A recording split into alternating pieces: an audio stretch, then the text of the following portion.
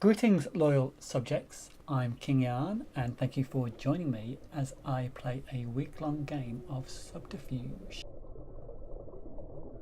Now, for those of you who don't know what Subterfuge is, it is a mobile game. I think you can play it on tablets and phones. And the main interesting part of the game is it plays out in real time.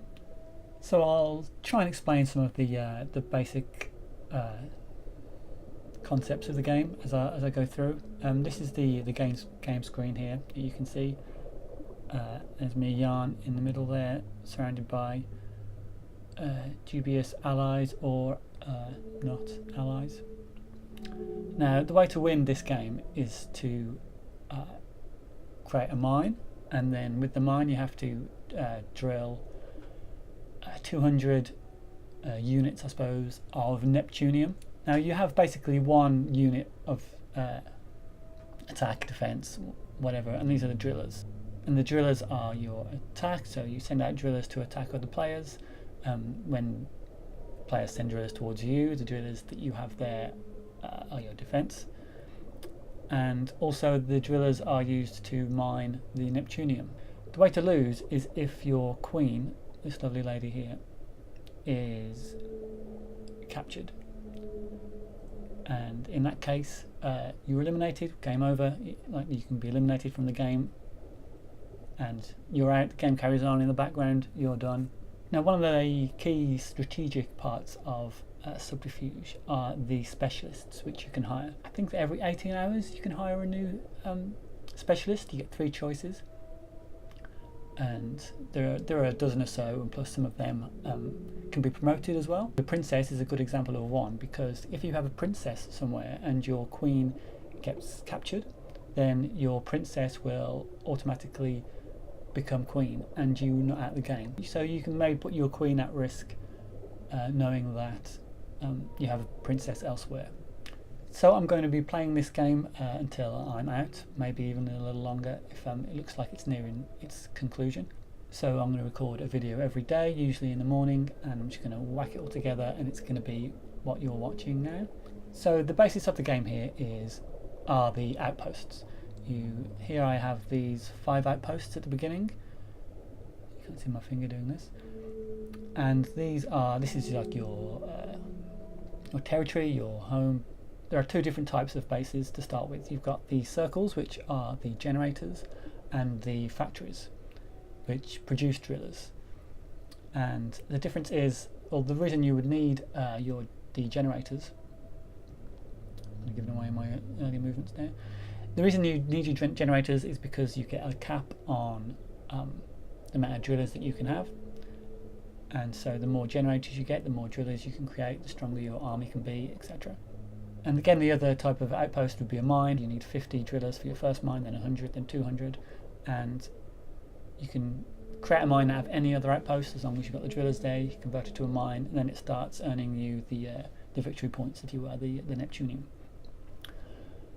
One other, and probably the biggest aspect of this game, is the diplomacy aspect, where you can talk to anybody. And this is where alliances are formed, plans are hatched perhaps, that kind of thing. You can try and keep everybody on your side, you can work against people, that kind of thing. There's a lot of talking. This game is played in real time over a week, and the reason that it lasts that long is because, if you can see here, this place called Dijon. To get from Dijon to Maguire on here would take probably around 18 hours in real life time. So this is where a lot of planning and careful consideration is needed. There's a little wheel here which you can scroll backward and forward, and it will basically, you can push forward in time and kind of tell you the result of your actions. So if you're sending 10 drillers somewhere, you can skip forward and just see those 10 drillers. It might seem a bit obvious at this point, but there are a lot of factors, especially using the specialists, where you'd like to see how it's going to play out. And obviously this isn't always guaranteed, because as you can see, there's a lot of darkness in the game. You can only see around your base and what's happening. So there's stuff going on, and say I thought that I was sending 10 drillers somewhere thinking I've got it, somebody else could be sending 20 and they could take it instead.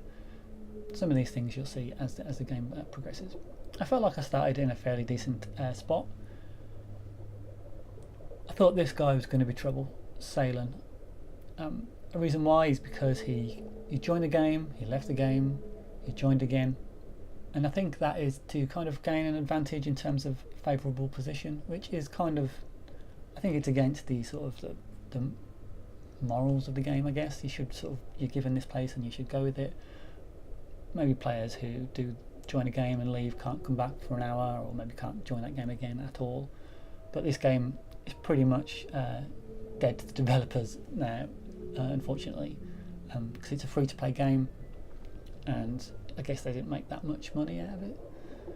But the servers are still going. There's still a nice community online, people talking about the game, because it is. If this sounds like your thing, give it a go, because it is. It's a lot of fun. It's a lot of tension as well, and a lot of not knowing whether you can trust people and stuff. And I probably wouldn't recommend playing it with friends, because you could easily lose those friends, because it can be quite cruel. I tend to play quite nicely, I guess, which is kind of a shame. One way the developers can make money from the game is by people awarding other players with awards. And there's twice I've got an award which basically says I'm a nice guy, which it's kind of like poker, where you don't want to ever show weakness, and maybe people thinking that I'm a bit of a pushover isn't the best by getting that award. But it's nice that somebody thought I was a noble kind of player. But I messaged all these guys and the guys nearby to me just to see how they are. I didn't get a lot of responses, in fairness. One thing I did try to do was kind of just tell people where I'm heading with my drillers. So there's a few outposts here which are unclaimed, so that's the idea. You can get out there and claim the outposts. Well, this is where we have a problem, because I said to Salen that I was heading down to Potica, as it was closer to me as well, which is usually a good way of measuring who should get the outpost. I said to Potica that I'm going to be heading down there. I woke up to him just saying yes, it's like an agreement, and as we can see, he has already gone back on that, and he's sending 40 drillers over there, which is bad. And I've given him one chance to say, are you going to be sending them back, are you going to be pulling out? I doubt he will. His aggressive actions, as could be perceived as that, has led to an opening for me, which is pretty nice. As we rolled through, and in the morning, he is sending his queen and a lieutenant, which is one of the specialists, which makes you travel a little faster, and plus they kill 5 drillers in any combat. Basically, I have got a good chance of taking him out, and this is how. He's moving his with 0 drillers up to Shasta. So I immediately sent 26 when I saw that, when I woke up, which would mean, unless he moves out of that outpost, or he's got some drillers coming from somewhere, which I doubt that could happen.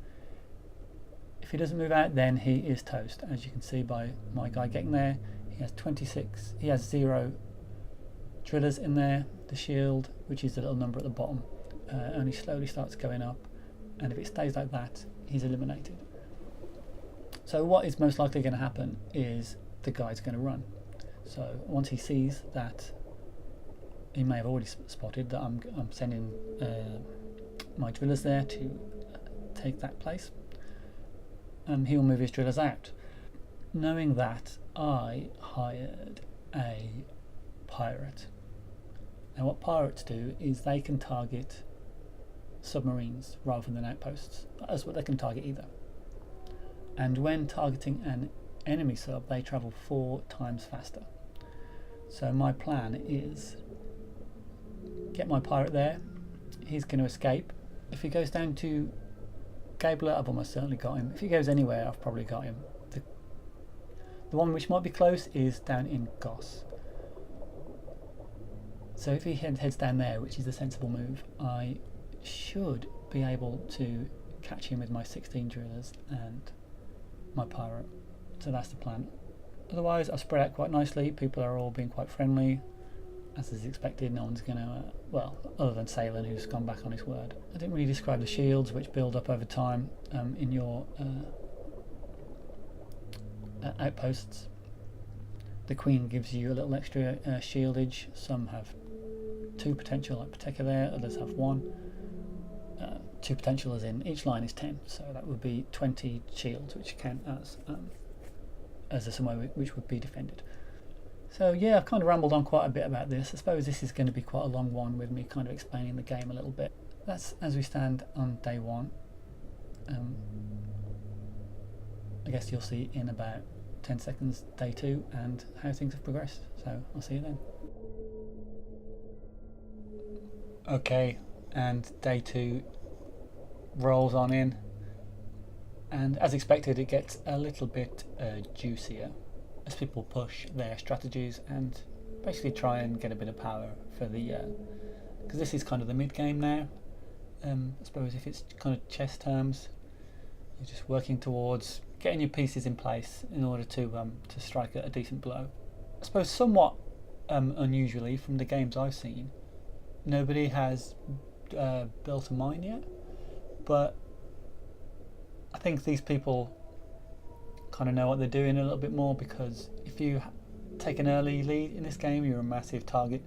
So if it says eventually once someone does start mining, it'll say, you know, Yarn will win in 4.2 days or whatever, and that constantly changes with different mines being built and different people doing stuff. So you don't want to be that person whose name's at the top saying you're going to win, because you'll be a target. So I can understand people waiting off here, but I wouldn't be surprised maybe by tomorrow's video there may be a mine built, because also you don't want to get too far behind at the same point. I kind of mentioned that some people know what they're doing. There is a fairly good mix in this game of vets and complete noobs. That was me kind of in the middle, I suppose. So where we were on here last was I was hunting down Salem with potentially to take him out. He did message me, kind of, I think when he knew that, well, when he thought, because spoilers, didn't kill him. When he thought I was kind of hunting him down, he was like, "Why are you attacking me?" And I responded well with just like, he attacked me first slightly as well, which is kind of a childish thing to say, but literally that was the case. His subs did come to towards where mine was first. And also we had this agreement about Pateka and what happened there. And he was like, oh, that Pateka, oh, sorry. I was diplomatic with him only because turns out I couldn't quite catch him with the pirate. I think he got there a little late, and obviously with the lieutenant was giving him a bit of speed, I couldn't catch his queen anyway. So I acted kind of diplomatic about it. Yeah, so once that happened, I thought I'd kind of move some troops down south in anticipation of a war with him or some sort of conflict. And I actually remember thinking to myself, Asta at the top, I've just kind of got to hope that that person is going to be peaceful, even though I didn't hear a single word from him or her at all, which is universally a sign of distrust. And so naturally, as I left myself slightly open by moving troops down here, you can see, he responded with an assault on myself, which is understandable. I mean, no grudges there. So I had to quickly start mobilising some of my troops back to deal with that threat. And he also sent me a message saying I'm going to need a guy. Yeah, so he said that, and it was kind of a ridiculous thing to say, because he can't take it without some sort of monumental shift in personnel on his behalf. So I kind of said no. Give me Clark Ryan, we'll call it off, call a truce. So I've hired a sentry unit. You can see this little fellow here, like a target basically, with a little dot in. Now what that sentry does is, when it's based in an outpost, every 2 hours it will fire on the nearest enemy sub. So it's quite a good defensive sub, and it can, well, my idea was to just try and get it to whittle away at some of Asta's troops up in the north, because at the minute, if you can see Adama here, it's literally going to be a back and forth of him sending 6, I'm sending 6, and in a way, it just, no one's gaining anything. Also, I have the basis of an alliance with Relevant Kill and Sifern. Well, first he asked me to, Relevant Kill asked me to try and attack Laidrich over here. And I kind of had the same agreement with Laidrich as I had with Relevant, you know, keep peaceful, pass on words. But Relevant was really cool about it, because I said I was being attacked from sort of north and south, I was being a bit stretched. And he said, yeah, where do you need help? And I kind of explained. And it turns out he's also fighting against Asta with Sifern, and which is brilliant. You want to go 3-on-1. It should help us take out Asta if everyone sort of sticks to their word. I've asked him if he could send a few troops from Perisia up here down to Walwend, and with my troops in Hagai I should be able to take that. Obviously I'd want it for myself as I'm closest. And finally one with my old just tensions are thin, and recently he talking about sailing obviously down here, the guy who I think he's either, some of his actions are like a child. He was saying, why are you sending your pirate over towards me? And it's just like, it wasn't even attacking him. This is all in caps. Yeah, I think it's either like a child, which could be, or his strategy is to just kind of be weird, which isn't really helping. You know, he's kind of he's acting, maybe his strategy is to act like the victim and maybe get sympathy out of people. Maybe he sent a massive force from Poteco, which was the sort of whole which sparked the conflicts really, because that should be mine, and eventually hopefully I'm taking it. But yeah, he's sending a big force of 72 up here to Ati, hoping that he can take Ati, but just enough troops over into Metz to send over, and I should be holding on there. Finally contemplating heading down to Goss with my 54-inch Shasta. The problem with that there is, you see he has a specialist to hire, which he hasn't done yet, and one of those is you get an extra 6 units at a factory. I'll get the exact wording on the screen. Ta-da! I'm back. So, and I don't want the unknown, which isn't cool in this game. You want to know that you're going to send your drillers there and it's going to be a success. I don't know, maybe we can think about an attack down here. Maybe wait and see what he hires. So day 2, things are starting going on. People are pushing stuff, having alliances, having a war at the top. Potential for taking some people out down south. See you tomorrow. Hello and welcome to day 3. The last 24 hours could have gone better. Yeah, so pretty much like an hour after I filmed the last video, it's the French guy, he wasn't actually French, Sifern, obviously didn't like my French accent that I did of him. He just resigned, which kind of king makes in a way, especially early on for people who are nearby, because they can kind of snag a lot of outposts without any retaliation or minimal sort of driller expense. And I kind of had a brainwave. Again, this is kind of showing my relative newness to the game. I saw an opportunity here, so I hired a martyr. Now the martyrs are pretty devastating because basically you fire them off to an outpost, and when they reach the outpost they explode and kill whatever's there. So I thought, you know what, I'll send him some pain. I thought a bit too quickly, because I thought, okay, I'll send him the bomb towards his queen, and when he runs, I've got the pirate there, chase him down. A perfect plan.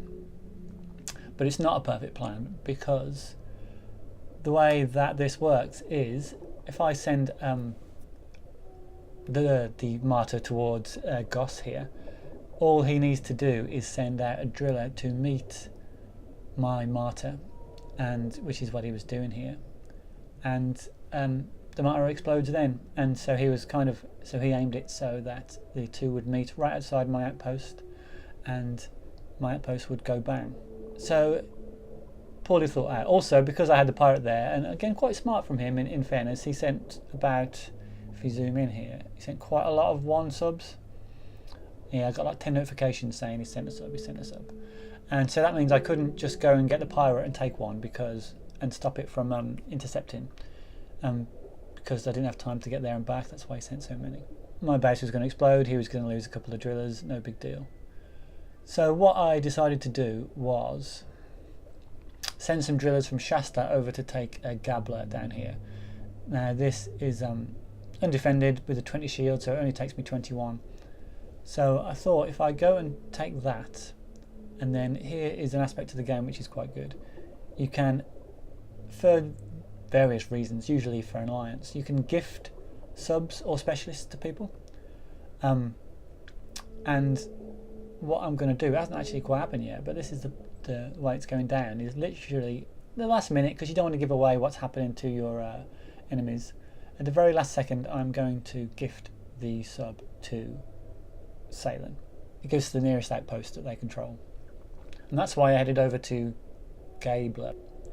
Basically these two have switched now. The Martyr now belongs to him because I gifted it, but now his base, which used to belong to him, belongs to me because I took it. When that reaches there, that will just explode. And so it's kind of a net loss for me really, because rather than I lost a Martyr for no reason, and I've taken this, which I probably could have taken anyway. But the way I see it, he's kind of 2 down now. Kind of a net win for me, sort of. But I lost a few troops and it wasn't really how I planned it. But it's the kind of thing you learn and try not to make sort of spur decisions like that in the future. As far as he knows, Shasta is going to explode. And once it explodes, it's nothing. It's basically a complete dead outpost. But me knowing that it's going to stay, I thought I'd try and back it up with some people. So I was kind of counting on him not having that many troops around. But as you can see, he's bringing a few to reinforce here. I zoomed in here with my pirate and took these, basically trying to make him think that I was trying to evacuate Shasta because I thought it was going to explode. So that's what's happened down there. I get the feeling he's going to throw a lot of stuff at me. Also, you can see here, as I predicted yesterday, Javi 1 will win in 9.7 days. So Javi's built on mine. At this point, no one's really going to care. It's such a way off into the distance, and people have got their own plans for mines and what have you. Asta up here kind of proposed a truce because, and luckily I'd won the Battle of Adama a little bit. But yeah, I think it made sense because we're just throwing troops at there, trading back and forward. It's not really worth it. But Blue's putting a little bit of pressure on me here to relevant kill. He's putting, let's see his name so I know what I'm on about. Relevant kill, yeah. He's putting a bit of pressure on me to attack Asta, and I can't. Plus I've had a little bit of a truce. I'd like to build up a bit of forces, but then I'm pushing everything down because I think I'm going to get attacked from the south as well. Yeah, we have one elimination as well. Laidrich has gone and he's sending all these drillers, see these gifts here, up to Blue. I don't know whether it's a kind of well played, you bested me, have all my drillers. It's a bit of a strange situation. And plus, if I'd have known he was going to evacuate from Humble Rod, I could have headed over there and got it then for a bit cheaper. But what I've done, and it's a bit naughty, is I'm waiting for Green's guy down here, who is Black Agave. So he's going up there, and I'm going to kind of jump in and steal that from him. Being as it's close to me, you know, I get the feeling that's not going to go down well. I can't really say how the next day is going to play out, really. I get the feeling Salen's going to attack me and I have to probably retreat a little bit, which isn't cool, all because of this silly martyr situation. That's why I think I'm going to be down overall in the end. I've got a lot of drillers up here, building up in Adama and Haggai, which could better be used down south, but I don't want to open myself to Asta, plus I want to keep the drillers there to attack. But we never know how things are going to play out. Maybe I'm going to get a nice push of support from Relevant Kill, Blue up here, and he's going to help me with Asta. If I can just keep myself going, hopefully some other people attack each other, take each other out. There's this one outpost here I should be heading towards myself as well, because Blue said he was going to go for it, and in comes Pink there, and I could just take that from them both. So maybe I'm going to do that, because I haven't really committed to me down south. But I can see this not going too well. Hopefully in the next 24 hours it's not going to look quite as scary. So yeah, I'll see you tomorrow. Okay, day 4. things haven't gone very well. Mainly because there was a aspect of the game which I didn't really realise you could do. It's not a major thing, but it's something I've learned is possible. So, as we heard, I was basically fleeing over to Gabler and Bahat. I knew that the martyr was going this way after I gifted it to him. So all I needed to do was time it just right so that my pirate here would go and catch up just in time and explode everything and anyone in the vicinity, so who would have to flee the base. So however, I was quite excited thinking, oh, I'll see how this plays out, you know, he might have to run, I'm almost certain he could get away, but he hadn't when I went to sleep. And then I woke up and I just saw that it kind of bounced back, and amongst many threats from Salen, he's going to destroy me, and you know. So what happened was, and I didn't know that this was, this is the bit that I didn't know you could do. So this is his ship going towards his own base, and yet he, there he gifts it, because you don't gift it to a person, you just gift it in the direction, as far as I know. And so when I caught up with it, because it was a gift, it just headed back towards me. That didn't go as I'd hoped, and now he is unleashing a full barrage onto me, mainly up here in Ati. I've had to flee over to Humblerod, where I'm kind of exposed. Well, I'm kind of being crushed in everywhere. I mean, Aster has kept up his side of the truce for a while. I think I need to gather my troops somewhere and try and blast a hole and escape. And I really want to hurt Salen in the process. Salen's built a mine, if that is of any use to anybody. One thing I didn't explain about mines and how you accumulate Neptunium points is for every when you drill a mine, you get 1 Neptunium a day per every one of your outposts. So say if you had 10 outposts and 1 mine, you'd be getting 10 Neptunium a day. And so obviously if you were to build 2, you'd be getting 20. And so yeah, the more outposts you have, the more mines it could build up. So at first you think, oh, if we only have 5 outposts and a mine, that's 5. But then you could take a few more outposts and get another mine, and it builds up that way. But I think I need maybe to go on side with him and just say, come on, then let's attack Aster or something. I need to pummel some out, because I'm just slowly being whittled away here. So yeah, hopefully by tomorrow I will have a bit more of a concrete plan to share with you guys on how I'm going to achieve victory. I take a third at this point. Okay, see you tomorrow. Okay guys, well, welcome to the finale. I'm afraid it didn't end well, and it turns out I was pretty much screwed with the kind of the way I was going after certain people. Didn't really work. Plus I was kind of out on the day, and also knowing that it was pretty much game over, I didn't really check anything. It wouldn't have made a difference. I was done. Turns out Salen did go on to win. The guy who was kind of annoying, jumping around the opening stages when he's trying to find a good spot. Turns out he knows what he was doing, which kind of makes sense. I mean, I underestimated him really. His kind of childish kind of attitude with his messages and stuff, and kind of acting like he didn't know what he was doing. Maybe, well, it worked absolutely. Kind of annoying because he wasn't the nicest of players, but he he went on to win. Fair play to him. He knew his strategy and he played it well.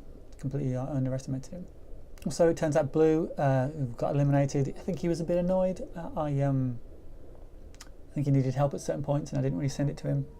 And I couldn't afford to, really. Also, he didn't send me any help when he obviously could. He went sending drillers the other way. So he also kind of paid for that in not winning. I kind of tried to form a bit of an alliance against him with the 2 people who were fighting me to get him off my back, but it didn't work. And one of them went on to win. I did learn a few things from this particular game. A lot of stuff about just checking what people have got, not being so reckless. And I went straight into a game after this one, which I don't usually do. And it went a little better. I can show you that right now. Whoosh, back. But yeah, next game, as you can see, I am due to win in 24 hours, which is pretty cool. Me and a guy who was new to the game kind of teamed up a bit at the start, and we got rid of everybody else pretty much. We through different ways, a bit of diplomacy and what have you. This guy has started to push for the win a little bit, considering I have helped him. He did well himself too, but and it is well within his right to do so. But it looks like I'm holding him back. there's a mine up here which you can capture, which is one thing which we haven't touched on yet, is if you take somebody else's mine, they lose a percentage and you gain a percentage. I think it's 10 and 20%. So capturing someone's mine is massively important. Plus it doesn't cost you the escalating driller cost in order to buy a mine. If you guys want to see how I did in this game, I can do a much shorter run through of this one, and you can see how it finally did end. Just let me know in the comments, say if you're enjoying these videos. And if you are enjoying them, they don't make you feel sick, just give them a little like. If you haven't already, hit the subscribe button. Get on with your day. Beautiful. Thank you guys. Definitely recommend Subterfuge if you have the time to play it a little. Thank you, and I'll see you next time.